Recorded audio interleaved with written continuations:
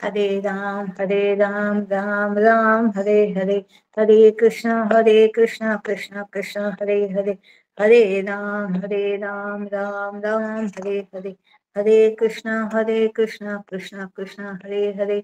सद्गुरुनाथ महाराज की जय। परमपूजनीय श्री गुरु सुनील दादांना नमस्कार करून आज आपण चिंतन करूया साधना पंचकमच्या दुसऱ्या आज्ञेचं।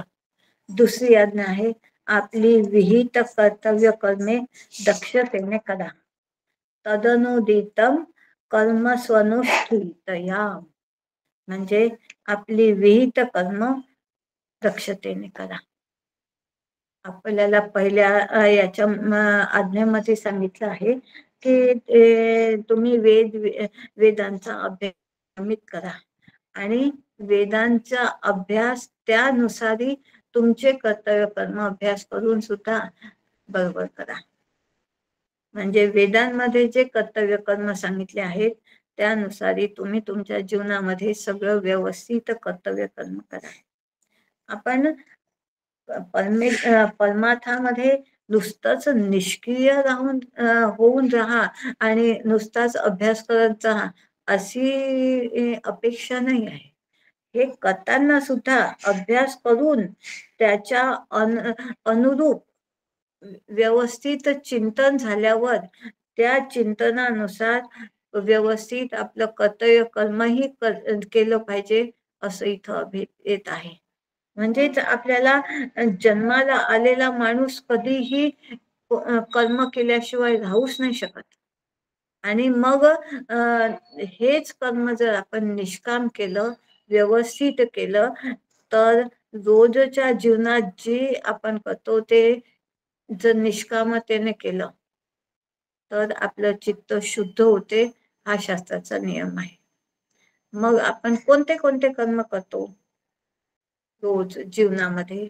प्रत्येक जण 4 प्रकारचे कर्म करतो हे असतो। एक आपले व्यावसायिक कर्म, दुसरं आपलं कर्तव्य कर्म, तिसरं एक धर्म कर्म आणि चौथं अध्यात्म कर्म किंवा त्या अध्यात्म कर्मालाच इष्ट किंवा पूर्ण कर्म सुद्धा म्हणतात। अशा 4 प्रकारचे कर्म मनुष्य करत असतो आणि ते तुम्हाला आम्हाला म्हणजे आचार्य म्हणतात की तुम्ही ते कर्म व्यवस्थित करा, तुमचे निरपेक्षतेने करा। आणि आता आपण बघूया की व्यावसायिक कर्म आणि आपला व्यवसाय असेल, आपली नोकरी असेल, तर त्याच्यामध्ये आपण उदरभरणासाठी जो काही आपण कामधंदा करत असू ते आपण निरपेक्षतेने करू नाही शकत, निष्कामतेने नाही करू शकत। काही ना काही आपल्याला ते मिळालंच पाहिजे, तरच आपण धर्म करू शकू, तरच आपण दान धर्म करू शकू, यज्ञ करू शकू, नाही तर करणं आपल्याला जमणार नाही। म्हणून काहीतरी आपल्याला मिळालंच पाहिजे। उदरभरणासाठी आपण उदरनिर्वाहासाठी आपण जे करतो त्याच्यातून आपल्याला काहीतरी मिळालं पाहिजे आणि तेच आपण चोख करायचं। पण त्याच्यातून मला खूप मिळालं पाहिजे म्हणून इतरांना लुबाडून मी ते करावं असं अपेक्षित नाही। योग्य भावाने योग्य ते कर्म आपण चोख करायचं आणि त्यातून जे विहित आहे तेवढंच मला मिळालं पाहिजे।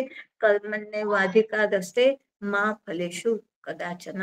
मला एवढं मिळालंच पाहिजे असा आग्रह नाही ठेवायचा की मी हा विचार नेहमी कर्मण्येवाधिकार असते मा फलेषु कदाचन, हा नियम मी नेहमी लक्षात ठेवायचा की माझं कर्तव्य मी चोख केलेलं आहे।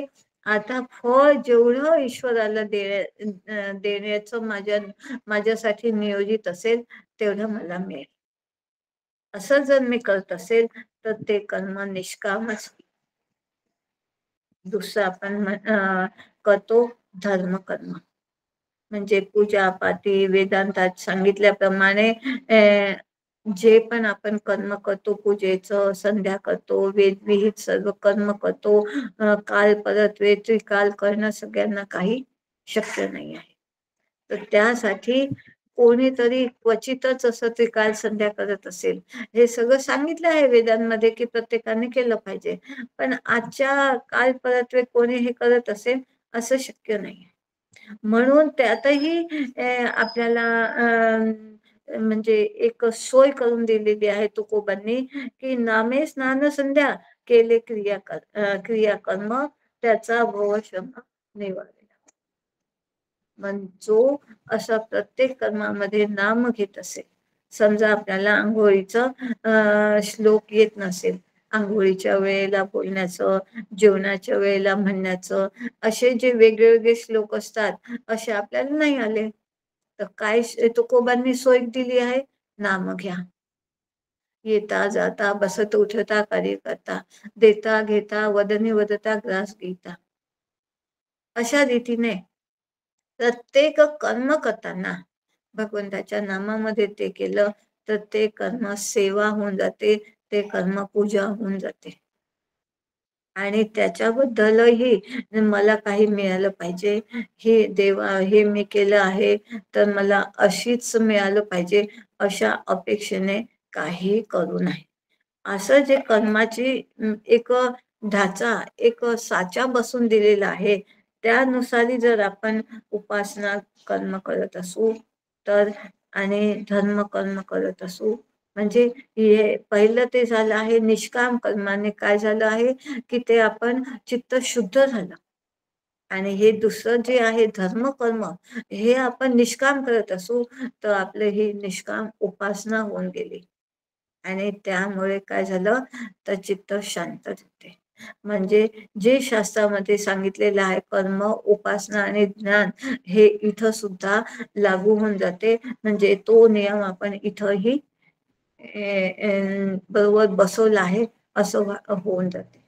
आणि हेच शिकवण्यासाठी आपण हा एक खटाटोप आचार्यांनी आपल्याला सांगितलं आहे, की अशा रीतीने तुम्ही तुमच्या जीवनाचं कर्म करा.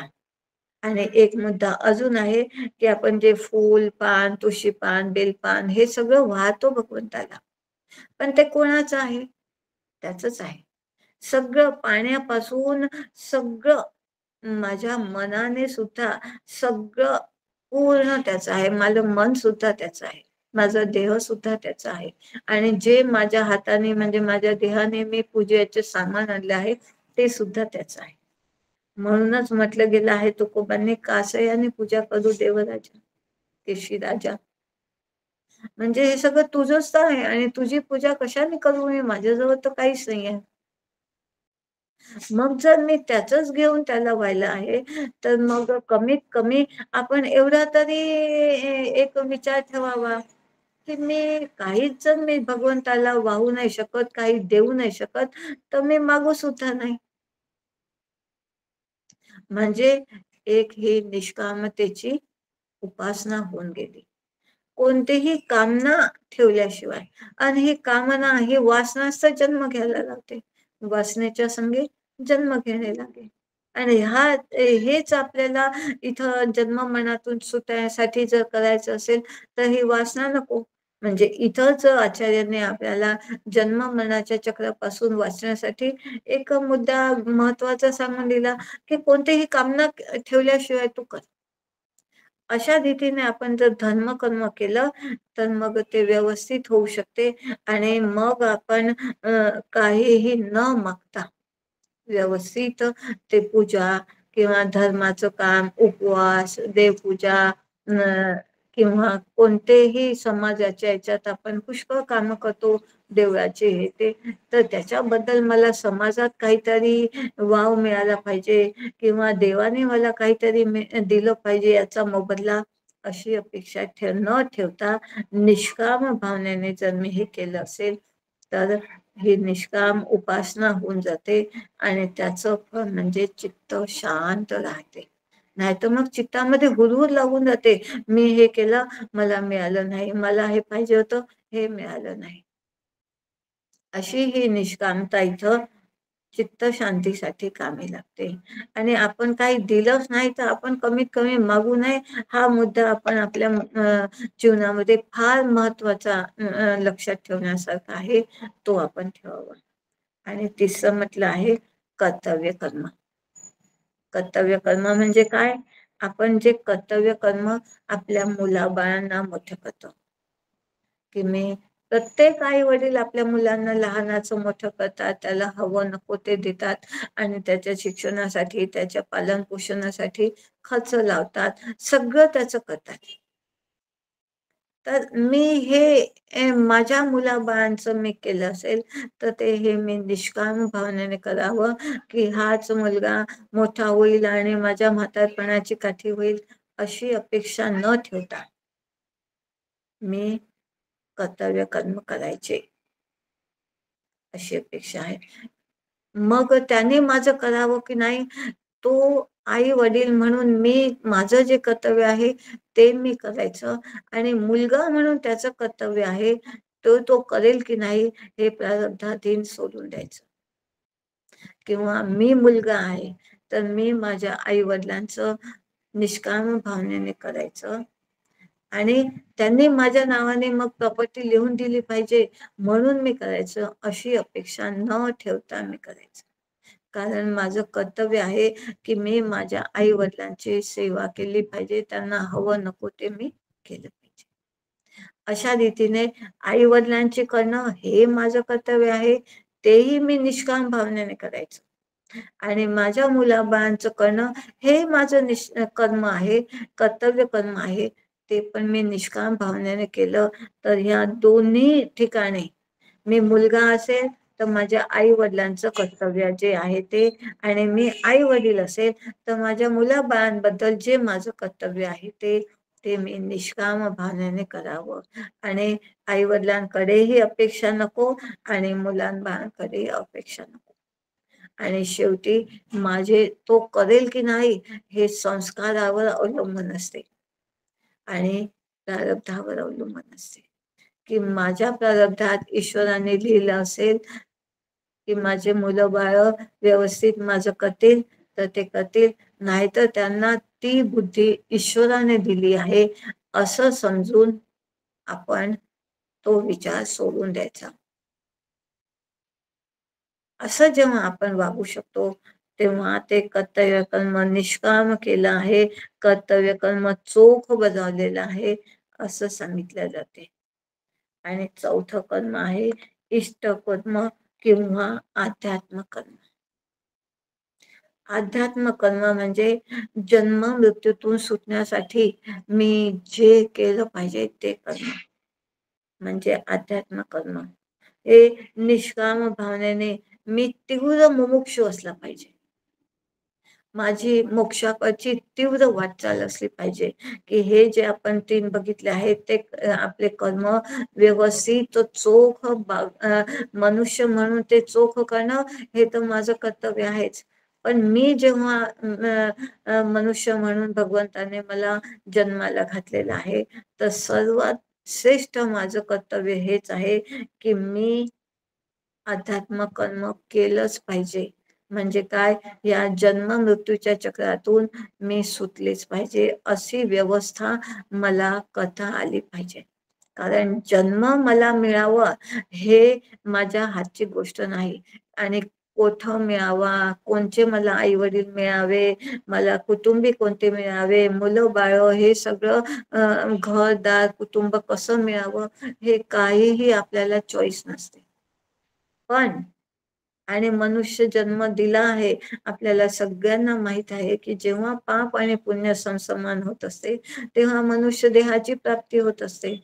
आणि असं करताना मी हे सगळं करताना पौरुषत्वाने करून ह्या सगळ्या पाप-पुण्याचे भोग भोगता म्हणजे सुख-दुःखाचे भोग भोगता अशी काहीतरी व्यवस्था करायची, की मला पुन्हा जन्म घ्यावा लागणार नाही.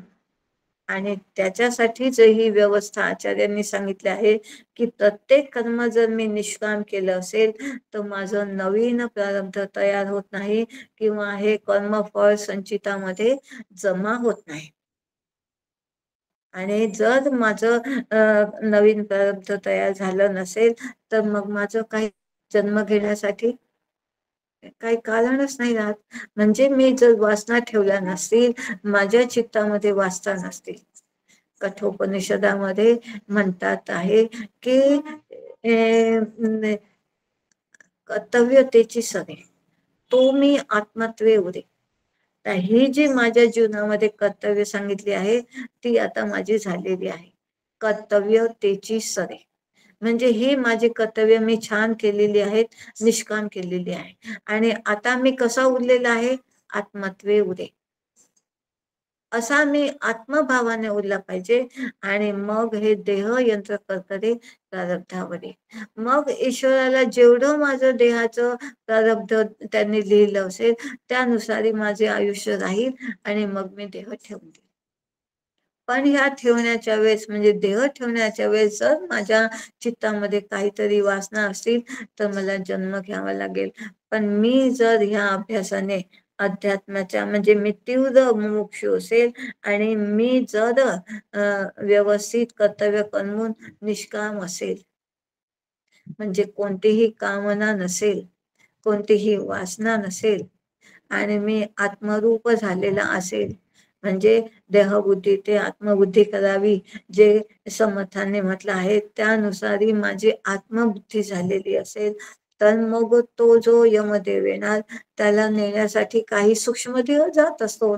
त्या सूक्ष्मदेह त्याला मिळणारच नाही. तो मी पहिलेच भगवंताला किंवा श्री गुरुच्या चरणाशी अर्पण करून दिलेला आहे.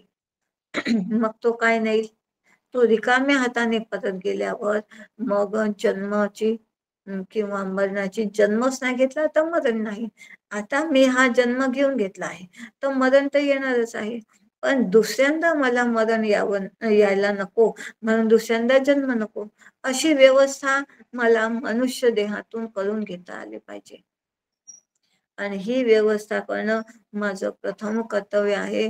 ते मी केलंच पाहिजे असं इथं आचार्यांनी म्हटलं आहे. यालाच अध्यात्म कर्म म्हणतात. आणि हे अध्यात्म कर्म म्हणजेच माझं तीव्र मुमुक्षुत्व असावं. मी साधकातून मुमुक्षु मध्ये जावं. तीव्र मुमुक्ष होऊन मी अशी सगळी व्यवस्था करून ठेवली पाहिजे. इथं माऊली म्हणतात की जर मी या सुख दुःखामध्ये अटकत असेल तर मग त्याच्यातही म्हणजे स्वर्गा पुण्यात्मके पापे जायचे. जर मी पुण्य केलं असेल तर मी स्वर्ग सुख भोगायला लागेल आणि पापात्मके पापे नरका जायचे तर मी नरकात जाईल म्हणजे वाईट योनीमध्ये जाईल. आणि मग माते जेणे पाविजे ते शुद्ध पुण्य. ते शुद्ध पुण्य म्हणजेच निष्काम कर्माने जे माझ्याकडनं कर्म झालं आहे त्या कर्माचा मी निमित्त मात्र होतो. आणि तेही ईश्वराने मला निमित्त बनवलं आहे. त्याच्यामध्ये माझं काहीही अशा रीतीने जर मी सगळं ईश्वराच्या कृपेने झालं आहे, श्री गुरुच्या कृपेने झालं आहे असं जेव्हा मी फक्त म्हणायचंच नाही आहे, मानलं आणि तसंच जर कर्म करत असेल तर बरोबर मी जन्म मरणाच्या चक्रातून सुटून जाते. कारण जर अशी माझी भावना असेल, अशी माझ्या चित्ताची माझ्या अंतःकरणाची ठेवण असेल, विचारांची ठेवण असेल तर ते सगळं कर्मफळ मी अर्पण केलेलं आहे. मी कर्मच अर्पण केलेलं आहे तर त्याचं फळ भोगण्याचा प्रश्नच येत नाही. अशा रीतीने निष्काम भावनेने आपण कर्म केलं तर आपण जन्म मृत्यूच्या चक्रातून सुटू शकतो आणि मोक्षाच्या दिशेने उपयोगी पडणारे असे माझे उद्दिष्ट असावं. असं माझं कर्म करण्याचं उद्दिष्ट म्हणजे माझा उद्देश जीवनाचा हाच असावा की मी जन्म मरणाच्या चक्रातून सुटावं. इतर कोणताही उद्देश माझा नसावा.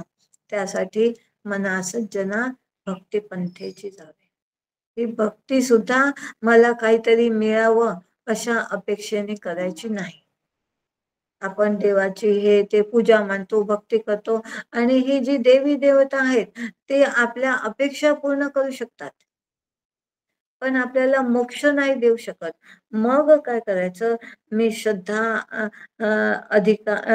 श्रद्धा ठेवायची, विश्वास ठेवायचा की हे भगवंत, हे श्री गुरु मला साधना मी जी केलेली आहे त्यानुसार मी अगदी हे निष्काम साधना, निष्काम नामस्मरण आणि निष्काम कर्तव्य कर्म केलेलं आहे आणि तेही त्यांच्या कृपेने झालेलं आहे. ते असे माझे भाव असतील तर मग मला त्या कर्माचं फळ मिळणार नाही, माझं नवीन प्रारब्ध तयार होणार नाही. अशा भावनेने मी कर्म करत असेल तर मी जन्म मृत्यूच्या चक्रातून याची देही याची डोळा भोगी मुक्तीचा सोहळा, म्हणजे मेल्यानंतर तर मुक्त आहेच आहे, पण जिवंत असताना सुद्धा मी आनंदी राहील, कारण अपेक्षा नाही ठेवल्या आहेत. अपेक्षाच दुःखाला कारणीभूत होतात. अपेक्षा पूर्ण झाली तर सुख आणि अपेक्षा पूर्ण नाही झाली तर दुःख.